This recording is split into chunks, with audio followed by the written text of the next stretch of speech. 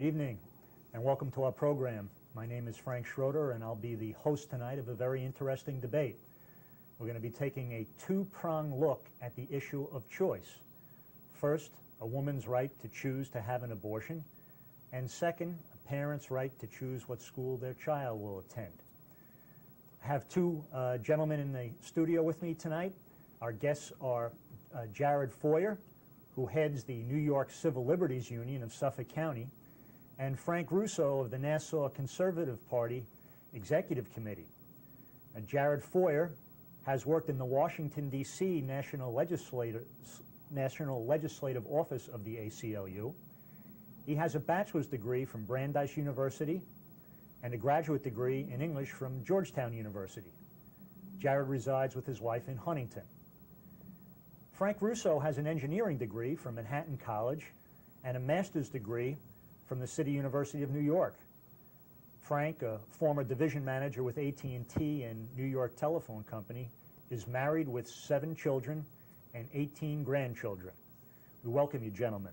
Thank you. Also joining me in the studio today is Donna Van Morton, and I'm going to turn the questions over to you, Donna. Thank you, Frank, and we're going to start off right off the bat with an extremely, probably our nation's #1 and most controversial moral issue, the issue of choice and abortion.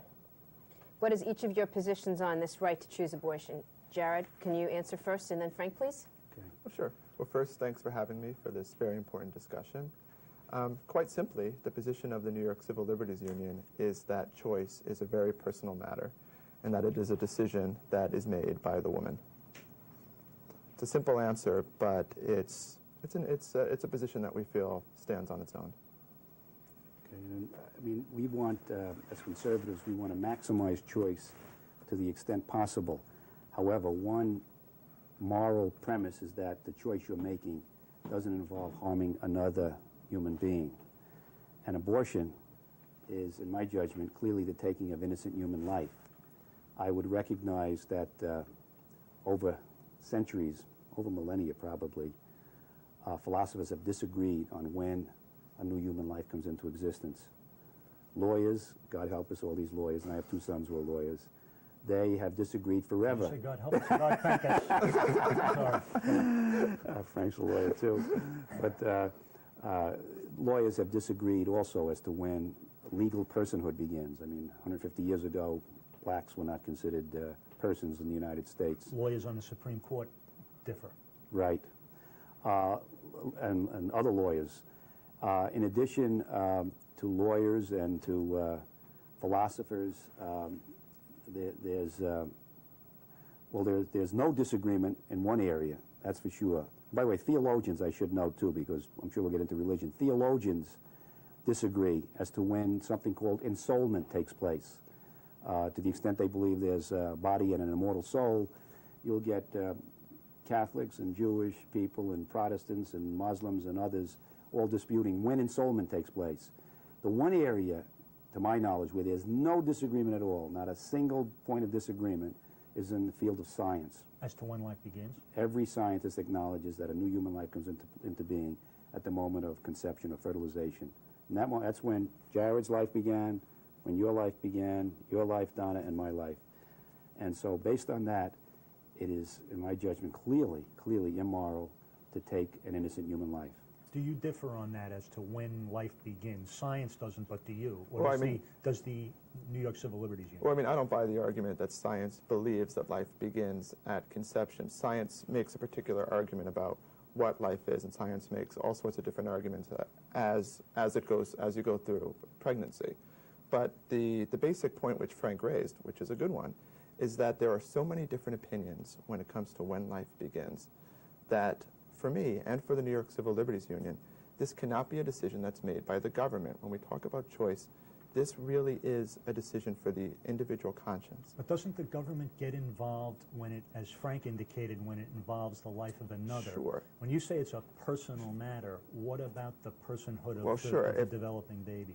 If it is a life, and that's why, you know, all this debate continues, and even in religion, there is no consistent understanding. What I think everybody would agree on is that the most important thing is that abortion is rare, and that every child that is born is a welcome and wanted child. And something that has always struck me as somewhat hypocritical is that the most adamant of opponents of abortion are also adamant opponents of contraception. And if we could work to make sure that people have the ability to decide when they get pregnant, then we will dramatically reduce abortions, which is the goal of everyone. Well, just to clarify on that, I don't think there is a scientist that I've never heard of any scientist who disputes when a new human life begins. To my knowledge, there is unanimity there. Anyone who's got a degree in science, a PhD, a doctorate degree, everyone agrees that the new human life begins at conception. The point that Jared made about making abortion rare is really humorous. That's humorous because we've had, in the past 32 years, we have had about 40 million human lives destroyed. It's not rare. I mean, we talk about the 10 to 12 million lives that the Nazis took in their barbaric ovens.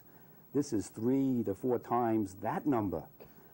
It's incredible, and that's just in the United States. If we take the number throughout the whole world, we're in the hundreds of millions. I would suspect we're now approaching 20 times it. I would say we're approaching 500 million or thereabouts human lives. Jared, let me ask you this. It's not rare. When you say you don't buy that life begins at conception, let's say it did. It was absolutely proven. Would the position of the New York Civil Liberties Union change with respect to abortion if it was accepted by all sides?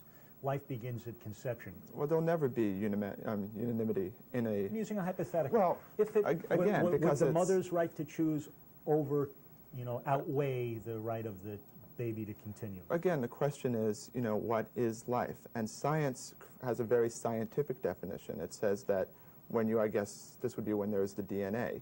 But the idea is that, for example, 1 out of every 3 pregnancies ends in a miscarriage. When we do in vitro fertilization, we have tons of conceived embryos, but it is not yet a person, and science uses a different definition. All right, well, let's make it easy. Frank, and I respect Jared. And I don't know if the camera's going to get it. Let me ask Jared this. I brought this with me because I knew we were going to discuss this. Hope you don't mind. Hope you don't. This is a, see if the camera can get it. It's a fetus at about 10 and a half weeks. Can you get this on the camera? This is a fetus at 10 and a half weeks. It's a true to life-size plastic model of a fetus. And I just wanted to get, most abortions are done at about this time. This is about the midpoint, I would say. It's between 7 weeks, 12 weeks. This is in the midpoint. In your honest judgment, Jared, if you look at this, and I'm just going to, I know the camera's gotten it a bit, does that look like a human life to you in your judgment? Again, the point is that it is an embryo. It is not yet an individual. And look, this is not, this is not an easy point. And I agree that this is a very, very difficult discussion. And, it's not easy. But the point has to be that when a child is born, that we have to make sure, and I believe that children as it is don't have enough rights, but when a child is born, that we make sure that that child is wanted and protected, and that everybody agrees on that point. And if we can get to that, and I agree that abortion, it's frankly that there is just, it is not rare, but we need to make sure that there is contraception, that people have the power to make a decision for when they have a child. And, again, I'll concede over and over and over again, this is not easy, but it is not a road that I want to go down where we tell people how to make this decision for their own souls and conscience. Two quick points on this. One is contraception and one is the wanted child. Back in the, you're so young, Jared, and again, I appreciate you coming on. I really welcome you. You're a gem. I'm glad I know you because I feel I've had a lot of dealings with Jared on other issues, and I have great respect for him. He's raised my estimation of the Civil Liberties Union 100-fold, and I mean that. And I've had dealings with other members, I would say, but anyway, the argument made in the late 60s, early 70s was exactly what Jared said. We want to make every child a wanted child, reduce child abuse, and so forth and so on. The percentages of child abuse have gone up enormously. People might argue, well, they're just reporting it more, but all indications and the studies that have been done indicate that child abuse has gone up as a percentage. In other words, not only because the population's gone up, but it's gone up as a percentage. Okay. On contraception, that's an interesting point. If it's truly contraception, it's not destroying a fertilized egg and preventing it from implanting, which a lot of, quote, contraceptives do, in which case, in my mind, they're really abortifacients. But assuming you have, that's an important distinction, I'd say the majority of contraceptives are in reality abortifacients. They produce an abortion. But those contraceptives that truly do, like IUDs, I suppose, anything that really prevents contraception, that's strictly a moral issue for the, I mean, in my view, it's immoral, but that is not killing an innocent human being. So I would say that's a different area for legislation. You're not protecting an innocent human life there. Let me ask you this, Frank. This is the program being on choice. How do you get around this issue of taking the woman's choice away? It's her body. How do you get around that? The argument that I would have, and that's a common point made by pro-choicers, is that it's not her body. There are two bodies there. When a woman is pregnant, there are two human beings there. That's the way. It's her body. Pardon me? It's her body. It's her body within which there is another human body. Okay.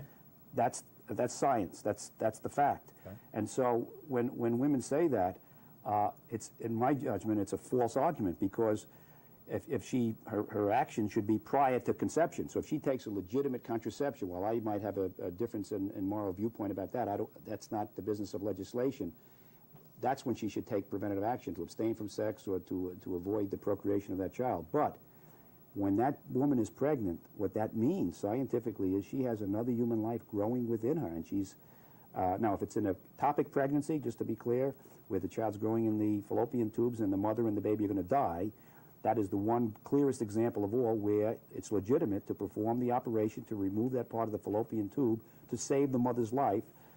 Unintentionally, you necessarily kill the child as well, but the procedure is designed to save the life of the mother there, who will definitely die if you don't remove that part of the fallopian tube. Jared, your position on choice for the woman. Well, that's an interesting, well, my position I've already stated, but that's an interesting point. So when the life of the mother would be in danger, and we had to make a decision between the mother and what you would consider the child, you would... No, in that case, they're both going to die.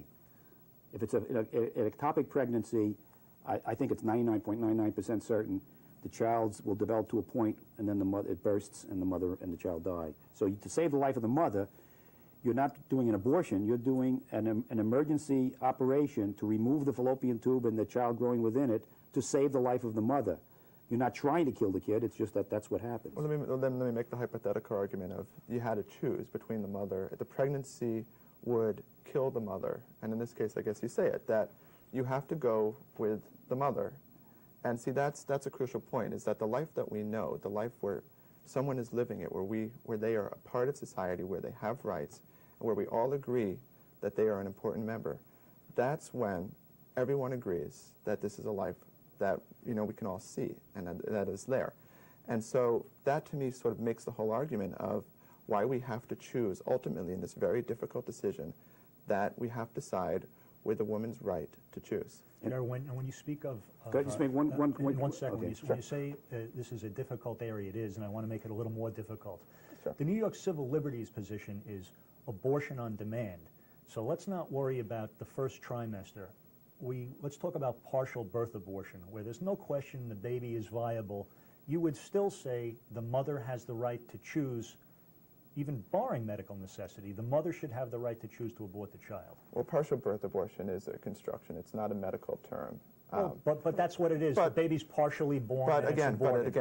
It's not a medical term, and if we're relying on science. But I'm not a doctor, so... Right, but we were using a scientific, you know... But I'm asking you would, abortion on demand... Well, abortion on demand is such a biased term, because it actually... But it's not what it is. No, but it is not. I mean, it carries meaning. Words carry meaning, and when you use something like abortion on demand... Okay, but the baby is partially born, and that's when it's aborted.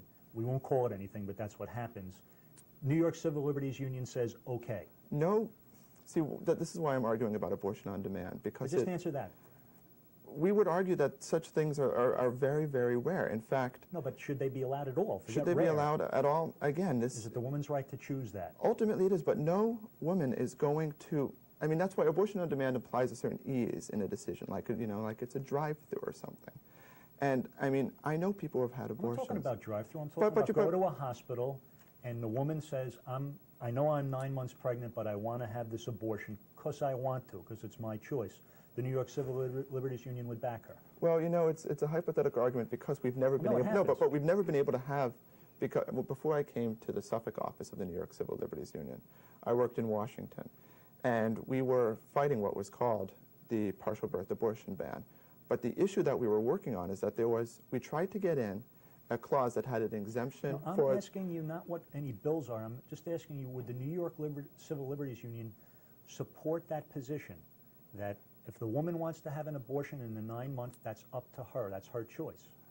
Ultimately, we would provide her with that choice, yes. Okay. See, in the partial birth abortion, as I understand it, it's basically, and there's about 5,000, it's, you know, it's a small percentage, but it's still about 5,000, tops 10,000 a year. They do it for the fundamental reason is the ease of the doctors removing the baby. If they cut the baby up inside the mother's womb, they have to remove 20 different parts, and they have to be sure and get every part out. The partial birth abortion, they turn the baby around, deliver the legs first, deliver 80% of the body, and then stick the scissors into the baby's skull to kill the baby, to make it simple to get the baby out in one piece. It's a simple delivery. That's why they do it. It's a tough time to take a Okay. break, but we have to. We're Okay. at the midway point. We appreciate you joining us. We're looking at the issue of choice. We ask you to stay with us for a very important public service announcement.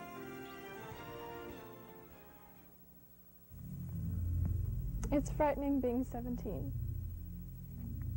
and pregnant. Not daring to talk to anyone.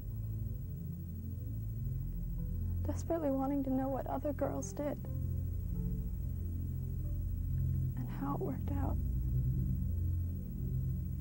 Where can I find out stuff like that?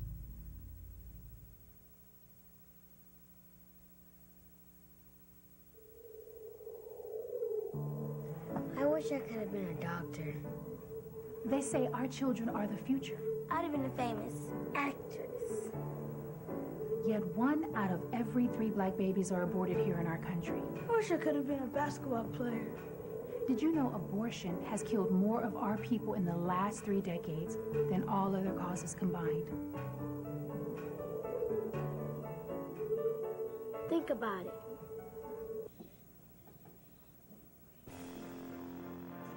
Welcome back. We have Jared Foyer and Frank Russo in the studio, along with Donovan Norton. We're discussing the issue of choice. Woman's right to choose an abortion, parents' right to choose the school that they send their child to. Let's move into the area of choice in education.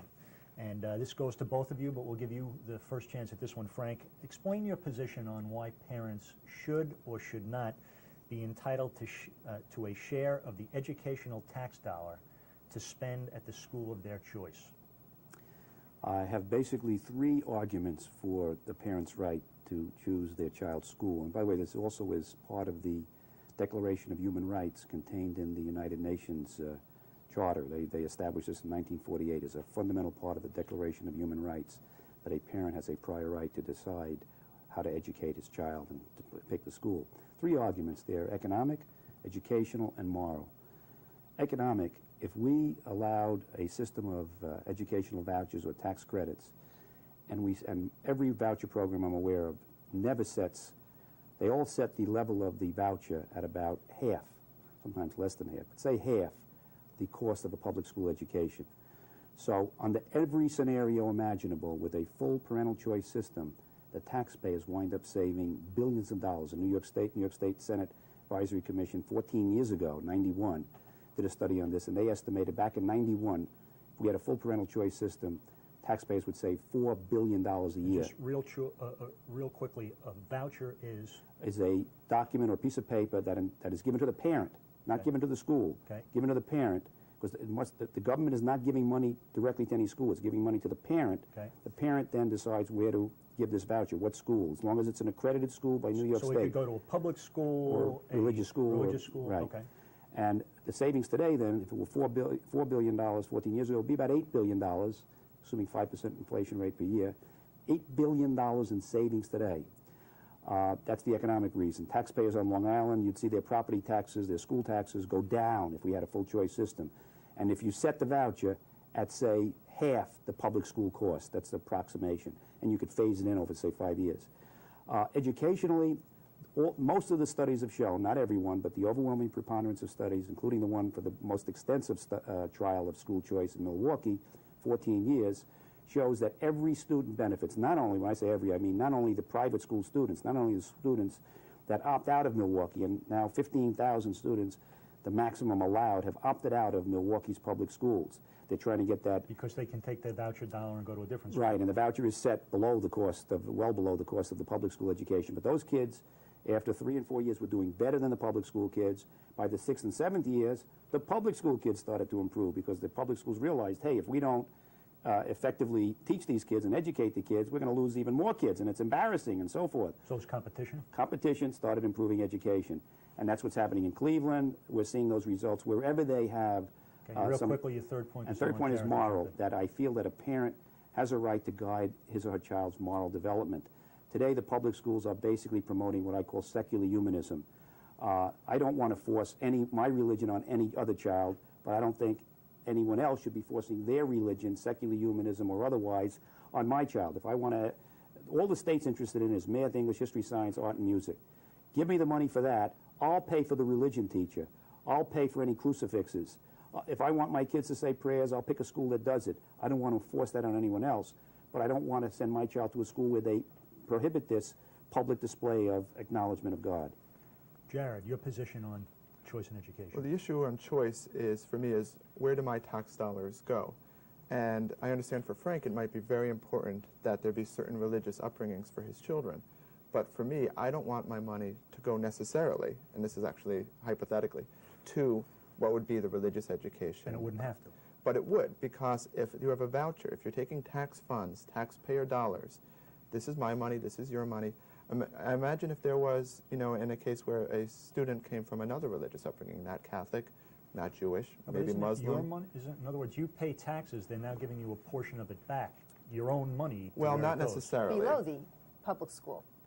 No, I mean, not necessarily. It depends on how on how it works. Okay, but in the majority of situations, we're also talking about people who might not have the ability, enough money to send their child to a private school. So the issue. What's your concern? My concern is that I don't want my tax dollars to go to a religious faith that I do not share. And the founders believed in this, which is why the First Amendment says that there'll be no establishment of religion. And something in America. Free exercise, no. Well, but something that we have in America that's very unique is, since we don't have an established religion, unlike in Europe, we are one of the most religious people in the world. Our church attendance is much higher. There are much more religious sects. And belief, is part of the lives of millions of Americans. And if we had it as part of the government, we would end up, when you're forced to do something, you're much less likely to integrate it into your life. Okay, but now let's take into account the almighty dollar. What would the cost impact be if we had parental choice in education, using either tax credits or educational vouchers, knowing that New York is in not the best fiscal condition? Mm-hmm. How would that help New York? Frank? All right. Well, clearly, the research is obvious. I mean, this is what I used to do professionally at AT&T as I developed course methodologies, incremental analyses. It's very clear. If you set the voucher at the same level of public schools, no, then it would not save money. But every voucher program sets the money at a fraction of the public school cost, and I would favor that. And I would favor also allowing public schools, and you would see this happening, to have more liberty to, for instance, remove problem children who are really disrupting the environment. So this would help. This would also contribute to a better educational environment for the public school kids, and set up special schools for these troubled kids. But clearly there would be a saving, because if you provided a voucher of, let's say, in New York State we're spending $14,000 per pupil. If you set a voucher, average $7,000, say $6,000 for elementary, say $9,000 for high school, 1/3 of the kids are in high school, average $7,000, you would be able to save, as New York State Senate Advisory Commission said, upwards of $8 billion a year. You'd see our property taxes going down, you'd see our state budget deficit going down. It's an economic win, obviously. Plus, you'd have more money, and with that saving of $8 billion, you can give $4 billion back to the taxpayers and give $4 billion more to the public schools. Jared, sounds wonderful. What do you think? Again, first off, we have to stick with the basic point, which is that my taxpayer dollars should not go. It's my choice for what religious faith I want, or for none. And when Frank talks about the fact that schools teach science and math, and these are all non-religious subjects, and we have a religious education for our children outside of school, and that system works well. Economically, the point is, when you take away funds from a school, when you have each student, in Frank's proposal, if you take out, say, half of the money and you put that to a voucher for each student, The other half of that money, he's also saying, would be removed from the school as well. What you then end up happening is you have a school district where a number of students have been removed from the school. It does not have the funds that it needs. And furthermore, you have a self-selecting process. You have parents who are involved with their children. You have children who are motivated, who have the resources, and who emphasize education. And when you take them out of the school, you leave the public school with the remnants, which is students who might not have the same background and might need the help. And so we're leaving them in a worse condition. The talk that the public schools are actually improving with the voucher system. I mean, that I've not seen the same studies, but I do believe in competition through charter schools. I believe that you can have it. Every teacher that I talk to says that when I ask them what they want to be a better teacher, they say that they need smaller classrooms, and as Frank said, the ability to deal with a couple of disrupted students. Well, they'll get small classrooms if there's choice, but we're actually just down into our last couple of minutes, and I want to get to this constitutional issue. Sure. One of the things you say that there could be a potential constitutional issue with the separation of church and state. Assume that the courts have visited this issue, and they say it does not violate the Constitution. Would your position change? Well, I assume what you're talking about is the Zellman decision, which is from Cleveland. And that was a very specific decision. And Judges Rehnquist and O'Connor actually said that it deals with a very particular situation. In fact, it deals with a situation that's in its infancy. And so they don't know if secular alternatives have developed. And they were very particular on that. They wanted to make sure that there were those secular options. Furthermore, they said this is such a troubled district that we have to consider all possible options. But it was a very specific decision, and it was 5-4, and my basic point is that the courts have not yet decided. Gentlemen, unfortunately, we're right down into our last 30 seconds or so, so I'm going to give you at least about 20 seconds each. All right, I didn't get a chance to respond to that. The constitutional question, the Zellman case, I think clearly decided it's constitutionally permissible. In the state of New York, we have what's known as Blaine amendments, which are known historically by liberals and conservatives as embedded in anti-Catholicism. Yes. It's part of New York State. We want to get rid of the Blaine Amendment. The constitutional issue at a federal level is resolved. There's two parts of the First Amendment. The government should not establish religion, which it's not doing because the parents making the decision, but it's also free exercise. Today, Christian parents are forced to send their children to public schools where teachings on homosexuality, abortion, and premarital sex are often at odds with traditional Christian values. I think the parent should be able to not have to have the secular humanist religion imposed on him. Last word. When government dollars go to religion, that is an establishment of religion. Thank you. Gentlemen, thank you very much. Very interesting discussion. We hope to have you back. Thank you very much for joining us. We hope you've enjoyed the program. We'll see you next week, same time, same channel.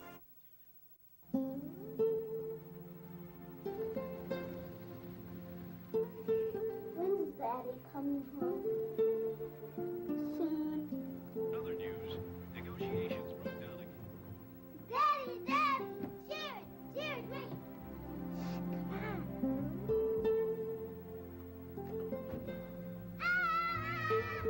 You got me. So how was work? Brutal. One meeting after another. I got a ton to do tonight. At the end of the day, when the weight of the world is upon you, Daddy doesn't want to play. Hey! isn't it amazing All right. how the weight of their love can lift you up again? Hey, you guys coming to dinner? Hey, guys. For a free brochure about rediscovering the joy of your children, call 1-800-A-FAMILY.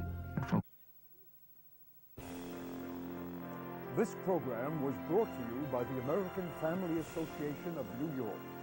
You may contact the New York Civil Liberties Union, Suffolk, by calling 631-423-3846. And you may contact the New York Conservative Party by calling 718-921-2158 or 518-356-7882.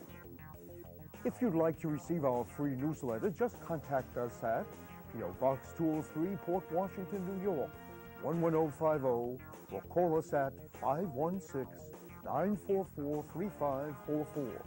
Our newsletter and TV schedule are on our website at www.afany.org. Your comments are welcome, and thanks for being with us.